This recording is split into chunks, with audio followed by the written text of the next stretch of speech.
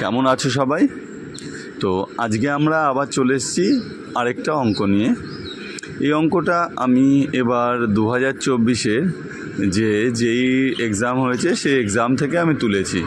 এখানে একটা ইকুয়েশান দেওয়া আছে, এই ইকুয়েশানটাকে কত দিয়ে ডিভাইড করা যায় তার জন্য আমাদেরকে সেই ভ্যালুটাকে বার করতে হবে, যে ভ্যালুগুলো আমাদের অপশান থেকে নিতে হবে। ঠিক আছে, তো এখানে ইকুয়েশানটা কি আছে, 6 to the power 65 plus 6 to the power 66 plus 6 to the power 67 plus 6 to the power 68। তো পুরো ইকুয়েশানটা আমি লিখলাম।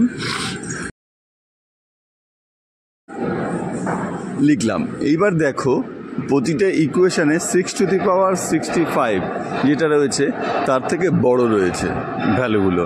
তো 6 to the power 65কে আমি কমন নিলাম। কমন নেওয়ার পর প্রথমে কি পাচ্ছি, 1 প্লাস একটা থাকছে মানে 6 to the power 1 plus 6 square plus 6 cube, এই ভ্যালুটা আমরা পাচ্ছি।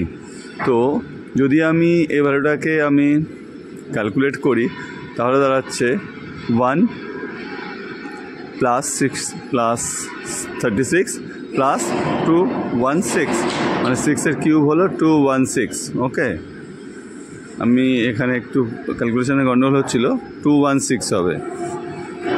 তো এই ভ্যালুগুলোকে তারপর আমাদের কি করতে হবে, কি যোগ করতে হবে। যোগ করলে আমি দেখছি ভ্যালুটা পাচ্ছি 6 to the power 65 ইন্টু 259, ঠিক আছে, ইন্টু 259 হবে, 259। সুতরাং তার মানে 259 যে অপশানটা আমাদের নিচে রয়েছে সেই অপশান দিয়েই একমাত্র এই পুরো ইকুয়েশানটাকে ভাগ করা যাবে। তাহলে এই ইকুয়েশানটাকে যদি সলভ করতে হয় তাহলে সেটা 259 দিয়েই ভাগ করা যাবে। এটা এবার 2024-এর RRB JEE-তে কোনো একটা সেশানে এসেছিল।